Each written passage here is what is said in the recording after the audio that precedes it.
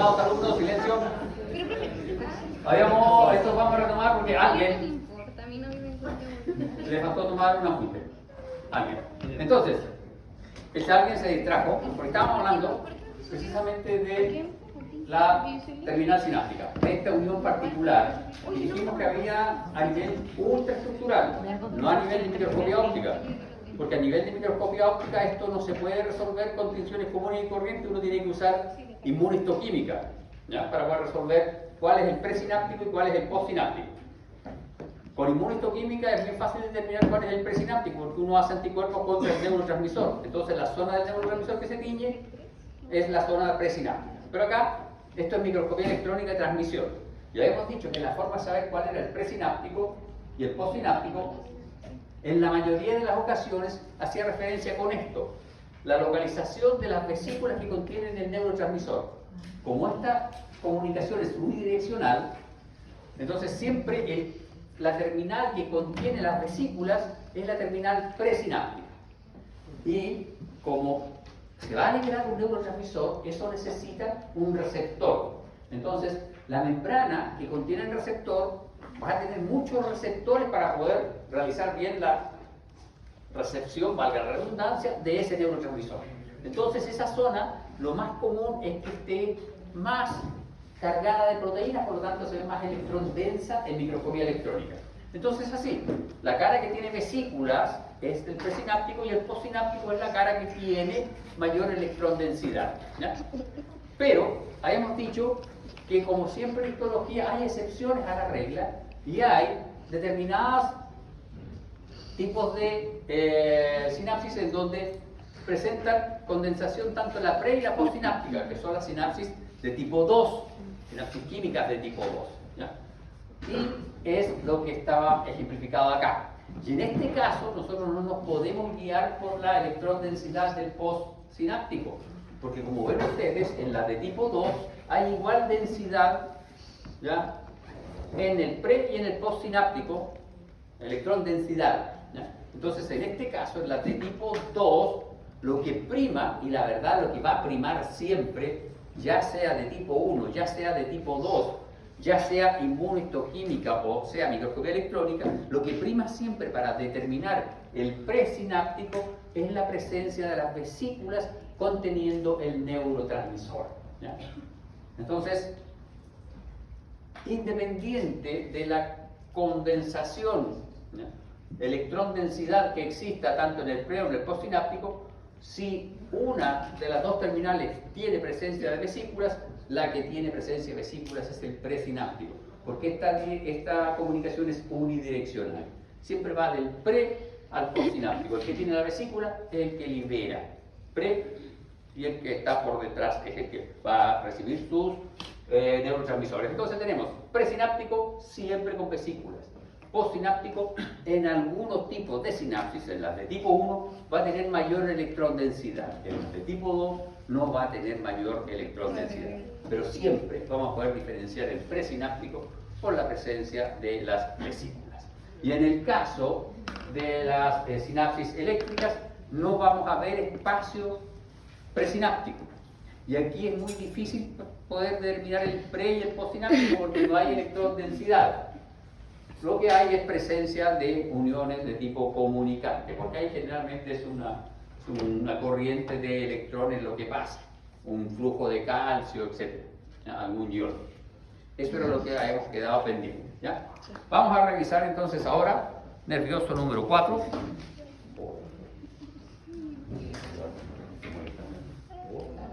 Profe, si le saludo un día a mi celular.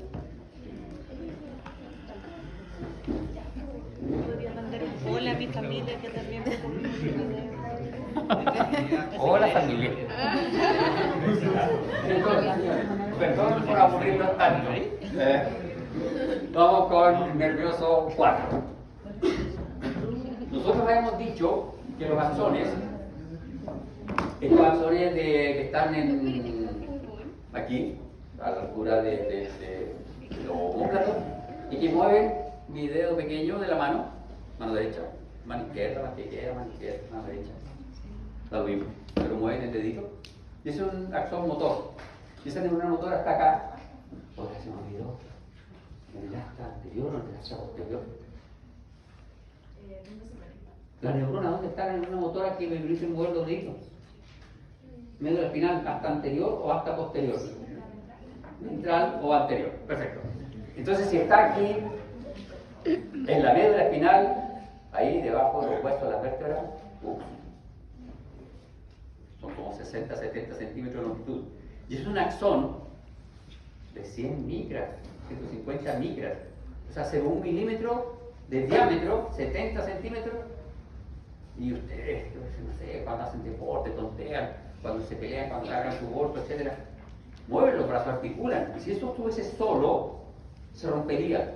Se rompería, porque es mucho más frágil que una célula muscular esquelética. Es mucho más frágil. Porque la célula muscular esquelética, por último, tiene un citoesqueleto interno, a menos duro, rígido. Pero esto no, tiene un par de microtúbulos, una mitocondria, un glucógeno, un poco de RER suelto ahí, porque ni siquiera tiene corpúsculos de Mises, nada. Entonces es mucho más frágil. Entonces, ¿cómo logramos que esta estructura sobreviva? La unión hace la fuerza. Y los nervios son agrupaciones de axones. Entonces, un nervio es una agrupación de axones. Y esos axones se agrupan siguiendo el mismo modelo que ya fue exitoso en el músculo esquelético. Entonces, seguimos el mismo modelo. Y vamos a tener que los axones se agrupan formando nervios y estos nervios van a estar revestidos externamente por un epineuro, que es tejido conectivo denso, irregularmente dispuesto, que presenta vasos sanguíneos de gran calibre.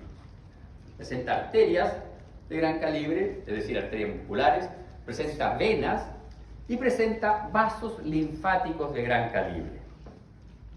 Luego, vamos a encontrar en el interior de este epineuro fascículos que están rodeados de perineuro.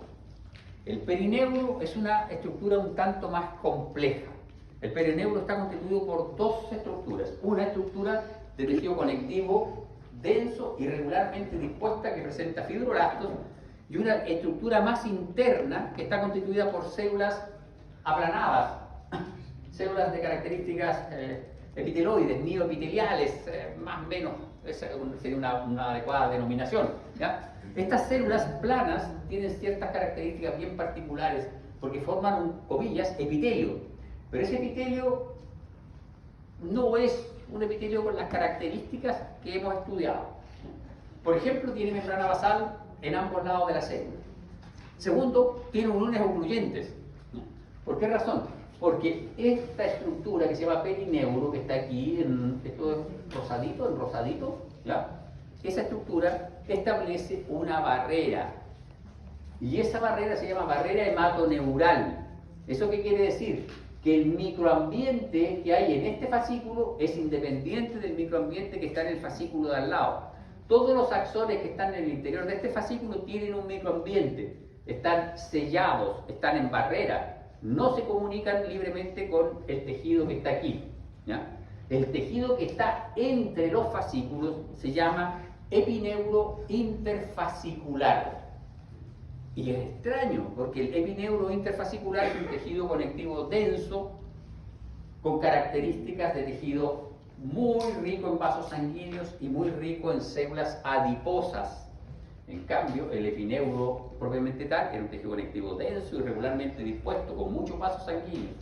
El epineuro interfascicular es tejido conectivo denso, irregularmente dispuesto, pero presenta pocas fibras, tiene muchas células adiposas, adipocitos uniloculares, y tiene vasos sanguíneos de mediano calibre, tiene gran cantidad de vasos sanguíneos de mediano calibre, arteriolas y vénulas. En cambio, el perineuro es bastante más modesto y tiene vasos sanguíneos bastante más pequeños, ¿ya? Y tiene una doble capa, una capa interna, que son estas células mieloides, mioepiteliales, y luego una capa de tejido conjuntivo con fibroblasto. La capa de tejido conjuntivo con fibroblasto tiene capilares, la capa interna es avascular. Es avascular, pero sí está atravesada por vasos sanguíneos. ¿Por qué? Porque en el interior del fascículo hay vasos sanguíneos de tipo capilar. No se describen en el interior del fascículo vasos linfáticos. Los vasos linfáticos se describen aquí Aquí habrían vasos linfáticos, ahí habrían vasos linfáticos. En el interior del fascículo no habrían vasos linfáticos, solo habrían vasos de tipo capilar, ¿ya? Que también tienen características de vaso sellado o barrera, ¿ya?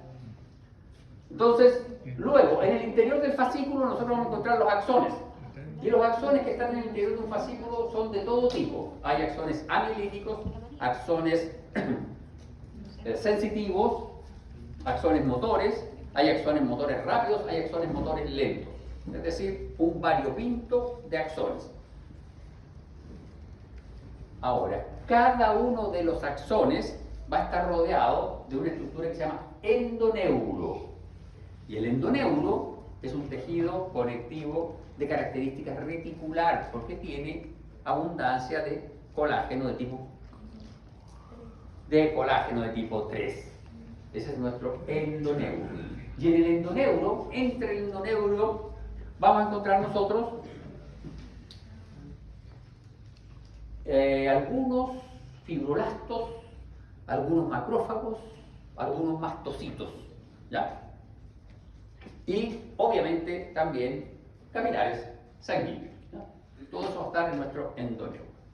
¿Se fijan? Este es nuestro nervio gigante, ese es el epineuro, con vasos sanguíneos de gran calibre, tejido conectivo denso y regularmente dispuesto, muy denso. Epineuro interfascicular, tejido conectivo denso, pero muy vascularizado, más vascularizado que el externo, muy vascularizado, con tejido adiposo. Perineuro, tejido conectivo bien particular, en un denso, pero tiene dos zonas, tiene una zona fibrosa y una zona celular. La zona celular, células planas, que establecen barrera hemato-nerviosa. Y luego, en el interior vamos a tener nuestros axones.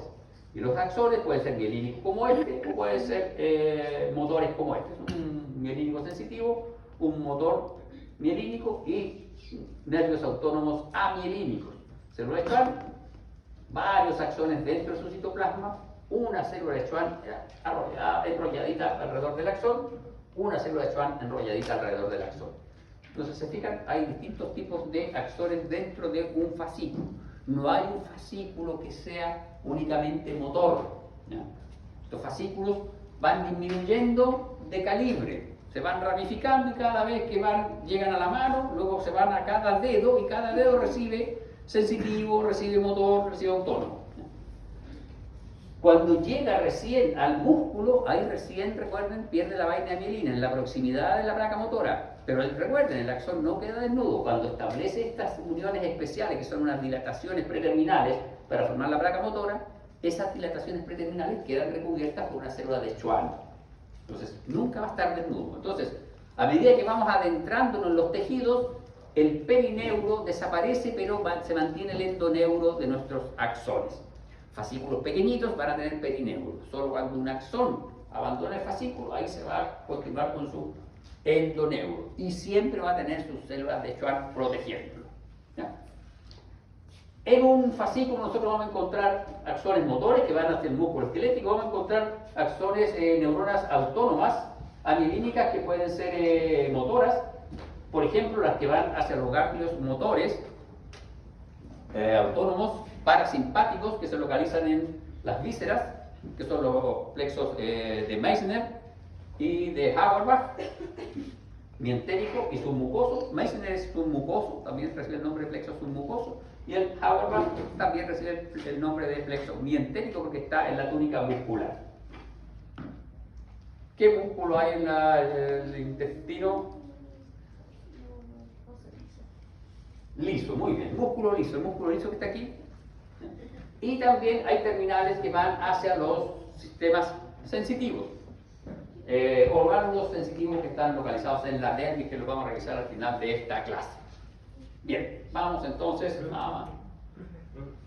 Dijo que cuando los nervios llegan a los músculos pierde el endoneuro o el epineuro. Los fascículos nerviosos van con su perineuro hasta que se meten en el músculo esquelético. Cuando atraviesan la fase del músculo esquelético se hacen más pequeñitos y se continúan con perineuro. Cuando recién se separan la vía sensitiva, la vía motora, se continúan con su endoneuro. Los fascículos, aquí están dibujados grandes, pero fascículos nerviosos, ustedes cuando revisen los tejidos de ahora en adelante, ya que vieron nerviosos, van a ver que fascículos nerviosos hay de distinto calibre. Bien, y acá está esta histología, se fijan ustedes. Entonces tenemos este tejido conectivo denso, es epineuro. Y esto es nuestro perineuro. Eso es perineuro. Aquí está nuestro perineuro. Esto es epineuro interfascicular. Epineuro interfascicular, epineuro interfascicular. ¿Ya? ¿Se fijan? Esto es un fascículo y cada uno de estos elementos es un axón. Y hay axones que tienen un diámetro mayor, hay axones que tienen diámetro menor y hay axones que no se observa un lumen alrededor de ellos. Este axón se ve un espacio blanco ahí al lado. Te pones a conversar, por eso te pregunto. Ya, usted que viene llegando atrasado, no, señora, demasiado maldad. Usted, señorita, sí, usted, cualquiera de las tres que están ahí, sí. Cualquiera de las tres, sí. Ustedes tres. Yo digo, este es el axón. Este es el axón. ¿Ya? Mire, aquí eso es la célula de Schwann. Ese es el núcleo de la célula de Schwann. Esto es el endoneuro. Ese es el axón. ¿Y este espacio blanco de ahí?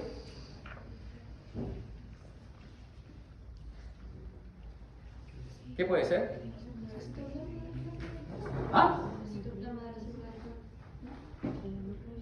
Podría ser, pero el citoplasma de la célula de Schwann, la célula tiene un citoplasma. ¿Qué pasa con el citoplasma de la célula de Schwann? ¿Qué está formando? Está formando mielina, ¿cierto? Y la mielina es membrana. Entonces, en estas preparaciones en que no se utilizan fijadores especiales que estabilicen la membrana celular, todas estas estructuras que son agregados de membrana tienden a desaparecer, casi colapsar. ¿Ya? Entonces, por eso que yo veo este espacio blanco que en algunos textos aparece rotulado como espacio periaxonal, que es en la zona donde estaba la mielina. Esa es la zona que estaba llena de mielina.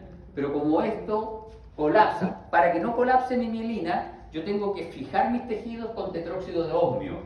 Ese fijador estabiliza la membrana celular. De hecho, es el fijador que se utiliza para microscopía electrónica, porque estabiliza la membrana y ahí sí yo puedo ver mi membrana celular en microscopía electrónica. Entonces aquí, si ustedes prestan atención, ahí está mi Schwanncito, célula de Schwann, eso es el endoneuro, y se fijan que ahí está el axón y ahí se ve una cosita borrosa.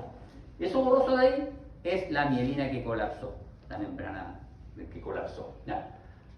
Ahí hay capilares sanguíneos, célula de Schwann, ¿ven? Célula de Schwann, axones. Aquí hay un fibroblasto. Aquí dijimos, habían fibroblastos, habían macrófagos y habían algunos mastocitos. Los macrófagos acá son esenciales para la regeneración de las fibras nerviosas. Sin esos macrófagos no se regenera la fibra nerviosa. Y es por eso que la regeneración de la fibra nerviosa es mucho más lenta en el sistema nervioso central que en el sistema nervioso periférico. Porque estos macrófagos que estaban ahí entre medio cumplen un rol bien relevante. Entonces, acá está, ¿se fijan? Este es nuestro perineuro. ¿Y qué vamos a observar? Vamos a observar eso de ahí. ¿Se fijan eso de ahí? Esas son uniones intercelulares que establecen el sello. Estas son mis células planas. Estas son mis células planas. ¿Se fijan? Estas son mis células planas. Las células con características epiteliales que establecen la barrera hematoneural. Entonces ya tenemos una barrera hematoencefálica. ¿Dónde estaba la barrera hematoencefálica?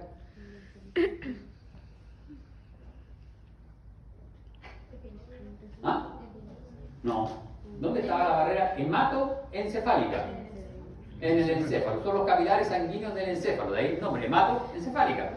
¿Dónde estaba la barrera sangre LCR? ¿Eh? Sangre LCR. ¿Quién producía el líquido cefalorraquídeo? Los plexos coroides. Entonces están los coroidocitos de los plexos coroides. ¿Dónde está la barrera hematoneural? En el perineuro.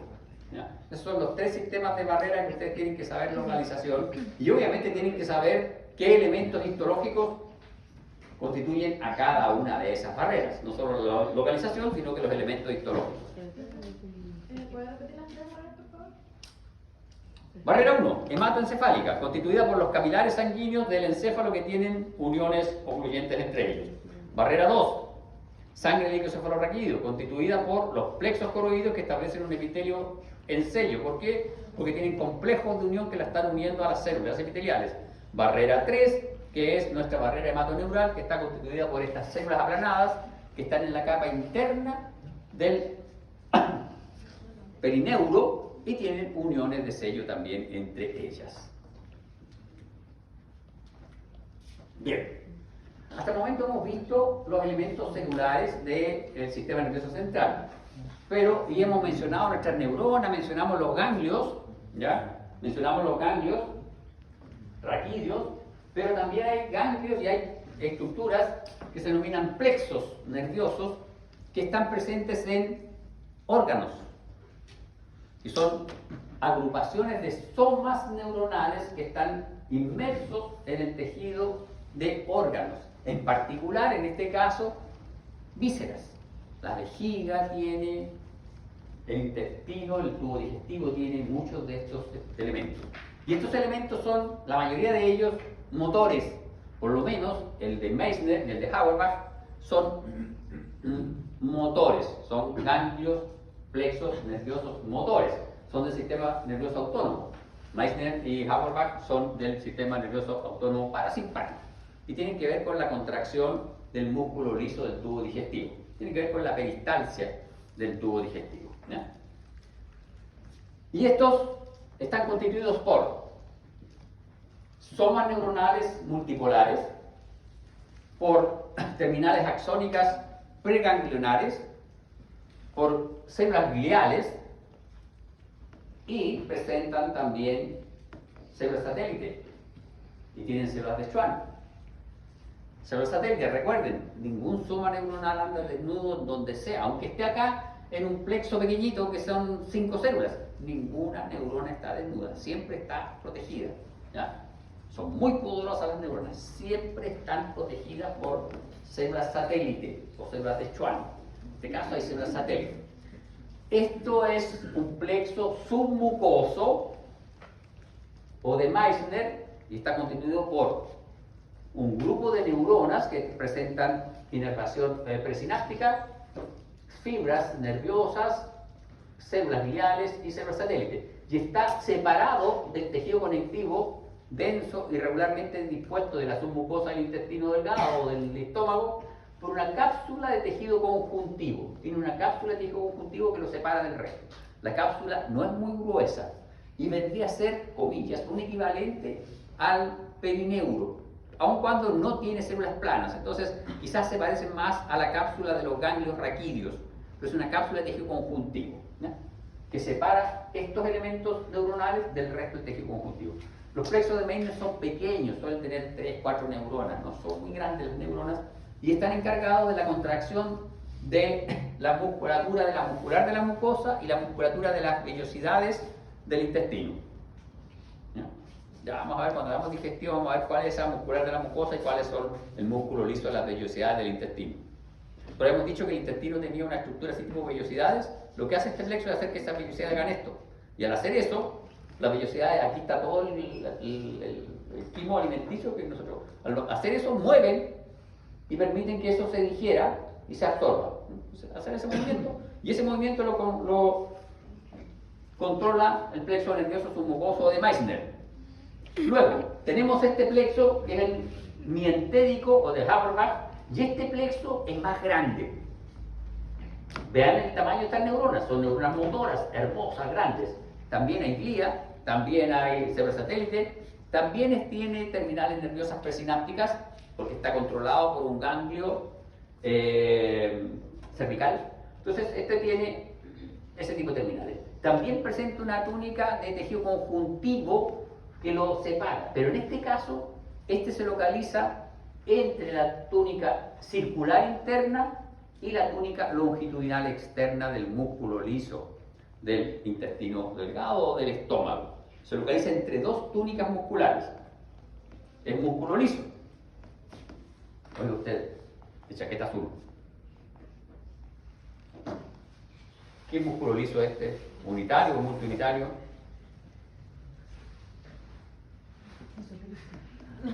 No, ese músculo no existe.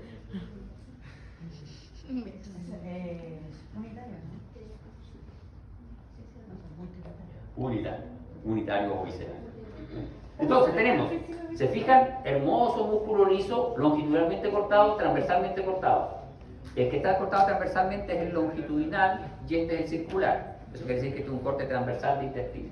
Y ahí están nuestras neuronas, este es el plexo nervioso, ¿no?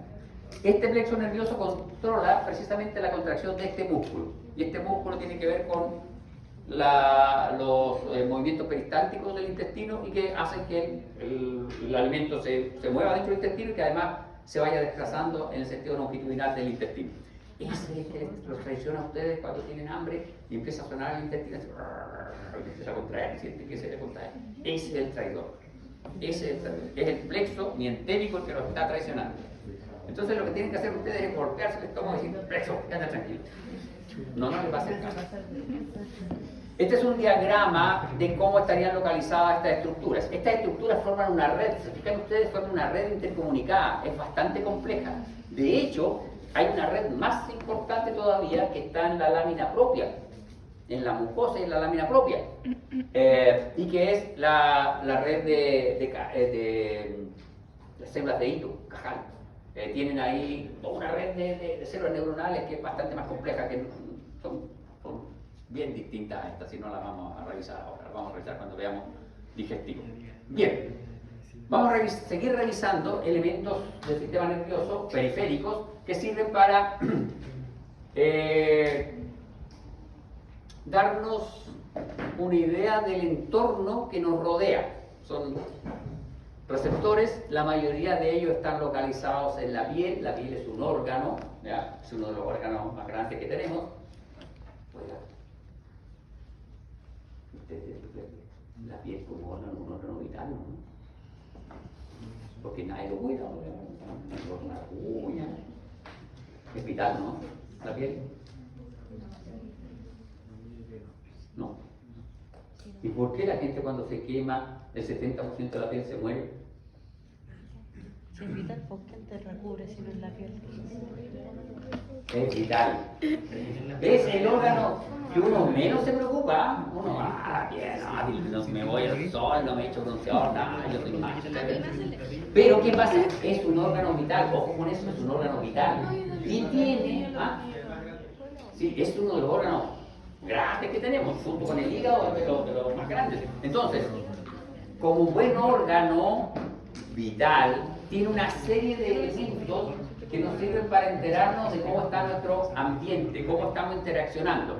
Y van a ver ustedes que tiene terminales libres, que son terminales nerviosas que llegan a la base del epitelio. Oigan ustedes de blanco, ¿qué epitelio tiene la piel? Plano estratificado queratinizado. Ya, se salió. Entonces, llega al estrato basal de este epitelio estratificado plano queratinizado, ¿ya? Y esta terminal se ramifica y se mete entre las células del estrato basal y del estrato espinoso. No suben más que allá, llegan hasta el estrato espinoso y quedan como terminales libres ahí. Entonces, cualquier deformación, cualquier microdeformación del epitelio, cualquier presión sobre las células epiteliales se traduce en un estímulo sensitivo. Luego tenemos los corpúsculos de Merkel. Los corpúsculos de Merkel corresponden a estos elementos que son las células de Merkel. Las células de Merkel son células de aspecto cúbico que se encuentran intercaladas entre las células basales del epitelio. Se diferencian porque su citoplasma es menos teñido, es pobremente teñido. Entonces uno ve un montón de células con un citoplasma más o menos basófilo, con un núcleo heterocromatínico, y de repente ve una célula que tiene un núcleo distinto, más redondito, y el citoplasma más clarito. Y uno, comillas, uno interpreta que eso es una célula de Merkel. Pero, ¿por qué? Porque los cortes teñidos con hematoxilina y eosina solo se pueden inferir. Hay que hacer una inmunotinción especial para receptores particulares de esa célula como para poder verlo. Pero en este caso, se fijan, aquí la terminal se metía entre las células epiteliales.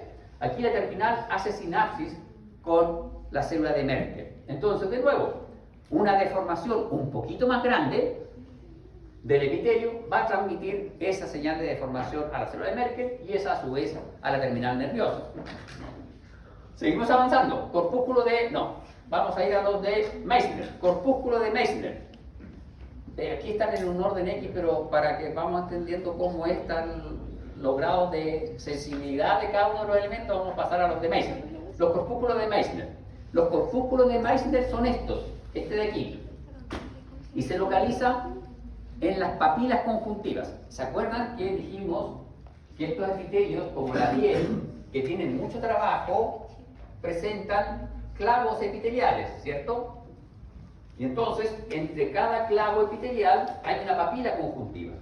En esta papila conjuntiva está nuestro corpúsculo de Meissner, que tiene una cápsula conjuntiva delgadita, tiene una terminal axónica, mielínica, o mielinizada, y esta terminal cuando llega aquí al corpúsculo se ramifica profusamente y de esta forma multiplica la terminal, la amplifica mucho, y entre esas laminillas de la terminal se disponen, formando una especie de láminas, de sándwich, se disponen células de características aplanadas, son células gliales. Entonces, si ustedes se fijan, teníamos la terminal libre, teníamos la célula de Merkel. Ahora, si la deformación de la piel pasa y se transmite a los clavos, estos clavos van a deformar esta papila. Y al deformarse esta papila, se deforma también el corpúsculo de Meissner. Y amplifica, porque resulta que la terminal nerviosa, que aquí eran dos, que aquí era una sola, aquí se multiplica y son cientos. Entonces, cuando ustedes acarician algo, están usando terminales libres, Merkel y Meissner. Es sensación de tacto o de presión inicial, suave. Usted acaricia algo y está trabajando su corpúsculo de Meissner.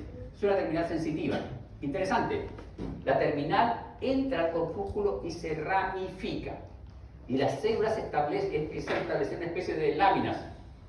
Célula, célula, célula, y entre medio se van disponiendo nuestra terminal nerviosa.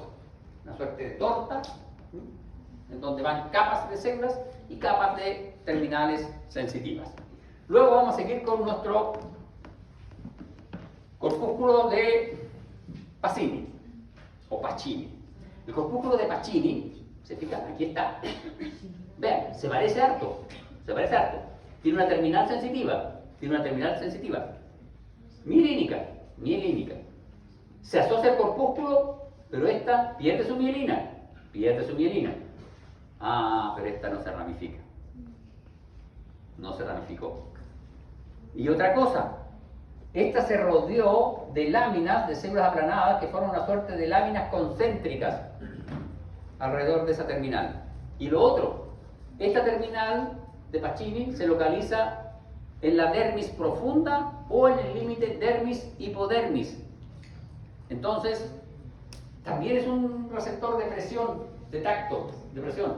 Pero este ya cuando nosotros apretamos algo y empezamos a sentir que es rugoso, que las rugosidades tienen distinta altura, que las rugosidades son filosas, ahí estamos también utilizando Pacini, ¿ya? Luego tenemos Krauss.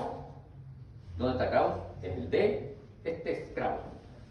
También una terminal que se describe intermedio en localización entre Meissner y Pacini, y también sería una terminal de tipo sensitivo, de presión.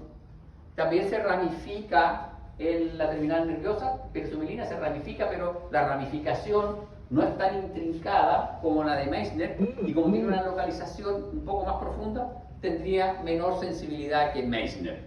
Y luego tenemos los de Ruffini, que los de Ruffini se localizan acá en la dermis profunda, y estos estarían relacionados con termorrecepción. serían térmicos, no serían de presión, sino que serían térmicos, los de Ruffini. Y se parecen un poco a los de Krauss. Esas son las terminales nerviosas que nosotros tenemos en nuestra piel, esas son las localizaciones y esas son las diferenciaciones. Tanto Ruffini como Krauss también tienen una cápsula conjuntiva que los rodea, ¿ya? Entonces, el más desarrollado, el más sensible de estos corpúsculos, porque estas son terminales nerviosas libres, el más desarrollado de los corpúsculos es Meissner, luego viene Pacini y luego Krauss y finalmente Ruffini. Ruffini nos observa en todos los epitelios, ¿por qué? Porque va a estar localizado en determinados epitelios que son más sensibles y que tienen que ver con recepción térmica. Krauss no es muy abundante en los epitelios.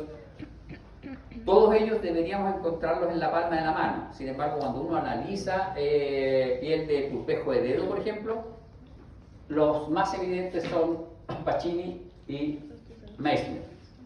Ruffini y Krauss son muy difíciles de encontrar porque son menos abundantes. Bien, y acá está, como les decía,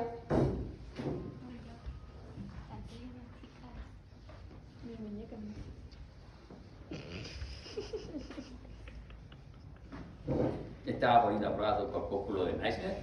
Yes. Ya, muy bien, súper, me encanta. Hay que ponerlo en práctica. Integren a la materia. Ajá. Entonces, ¿esto qué es?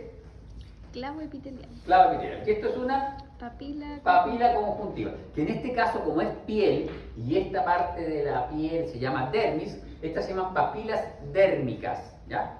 Papilas dérmicas. Si estuviésemos viendo el epitelio del esófago, que también tiene hartos repliegues, en ese caso son papilas conjuntivas. Pero acá, como este tejido conjuntivo subyacente tiene un nombre propio que es dermis, estas son papilas dérmicas. Y en particular, esta es la dermis papilar, porque desde aquí para abajo está la dermis reticular. Si ustedes se fijan acá, las fibras de colágeno son más delgaditas, acá son más gruesas. Eso lo evidenciamos en el corte histológico de tejido conectivo. ¿Se acuerdan que vimos piel de pierna en el práctico? Estaba teñido con orceína y había una dermis papilar y una dermis reticular, en donde las fibras elásticas en la papilar eran más delgaditas, en la reticular eran más gruesas. Entonces, esta es la papila dérmica. Vean ahí, eso de ahí. Esos son corpúsculos de Meissner. Cuando los vemos con mayor aumento se ven así. Esta es la cápsula conjuntiva y ahí están las células, las láminas de células, y entre medio, si uno inmunoteñiera con antineurofilamentos, vería aquí distribuida la terminal axónica entrelazándose entre las celulitas planas, ¿ya? Muy abundante, ¿ya? Corpúsculo de Meissner en las papilas dérmicas, inmediatamente por debajo. Este es el estrato basal del epitelio. Ese estrato, ¿cómo se llama? Gránulos. Gránulos. ¿Y ese de él? Ay, no me acuerdo. Hay que tener mucha lucidez para poder determinar este estrato. Lúcido. Y el de arriba es el estrato córneo. Y este de aquí, donde se ven las celulitas como separaditas, el estrato espinoso. Todo el estrato de la piel. Bien. Y si nosotros pudiéramos mirar aquí hacia abajo, veríamos que aquí aparece un váter Pacini. Váter Pacini. Pacini. Ahí está. ¿Como el Pacini? Sí. Miren, ahí está la terminal nerviosa. Esa es la terminal nerviosa. Vean cuánto, este es más grande que una osteona. La cantidad de capas concéntricas que tiene, y tiene una túnica conjuntiva por fuera. Este también tiene una túnica conjuntiva, pero mucho más delgadita. Vean la cantidad de capas de láminas concéntricas que tiene, y ahí está la terminal sensitiva. Entonces, este es mucho menos sensible, pese a que es un terminal sensitivo. Schroeder. Aprendí rodillas. Me recordé y yo tuve un compañero de curso en bioquímica, valdiviano, de apellido Schroeder. No me olvido su apellido. ¿Esto de aquí qué es? ¿Todo esto qué es? Mira, hay 1, 2, 3, 4, hay uno más chiquitito, 5, 6. Yo lo me imagino. ¿Y eso de ahí, rojito que está rodeando todo esto? El No le haga caso a los que hablan. epineuro. Epineuro. ¿Qué dijimos? Aquí está metido esto en la dermis de la piel. venía acá mi nervio por acá por fuera y se metió en mi dermis, por lo tanto se achicó. Cuando es un epineuro, tú tienes que ver más de 2 fascículos asociados a esa estructura. Aquí hay un solo fascículo, por lo tanto esto es perineuro. Y si tú miras con cuidado, ahí hay unos núcleos más oscuritos que los núcleos que están por fuera. ¿Ves?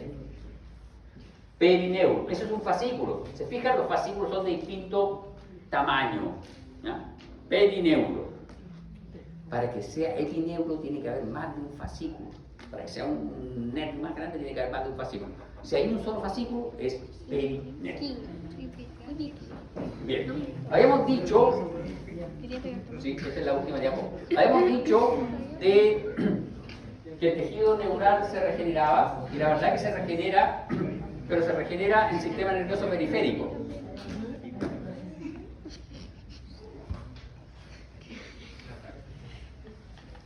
Bien, entonces, ¿qué sucede? Sucede que cuando se rompe un nervio motor, se pierde la comunicación entre esa neurona motora y el músculo esquelético. Y cuando digo músculo esquelético, esto ya lo mencionamos. Son simbiontes, tiene que estar uno para que esté bien el otro. Y entonces, ¿qué sucede? ¿Se fijan? Si no se regenera, el tejido muscular se atrofia. Ahora, el sistema nervioso periférico se puede regenerar porque habíamos mencionado que rodeando el endoneuro habían macrófagos. Entonces, cuando este nervio se rompe, este axón se rompe, los macrófagos digieren los restos del axón y digieren la mielina. Y este axón empieza a formar muchas prolongaciones y se forma una cubierta acá de células gliales que forman una especie de canal.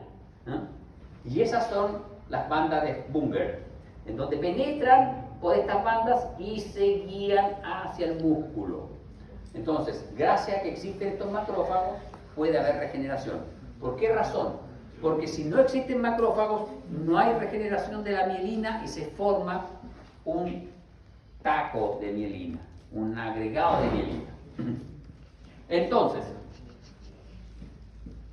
ustedes dos que estaban tan felices conversando toda la clase, sí señor, casi toda la clase,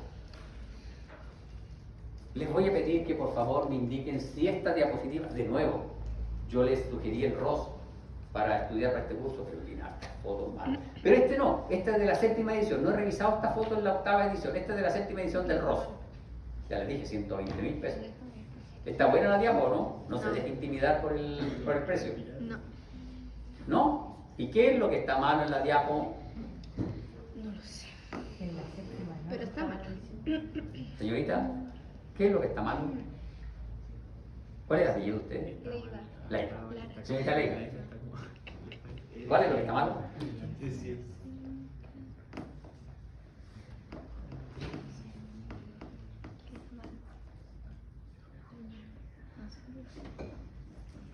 Solo sé que está malo. Sabe que está mal. Usted que me preguntó que le aclarara sobre las barreras que existían en el sistema nervioso. Ayúdeme. Ya le di la pista. Usted me pidió que aclarara lo de las barreras.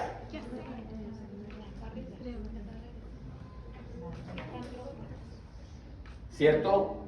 Sistema nervioso periférico. ¿Barrera hematoencefálica?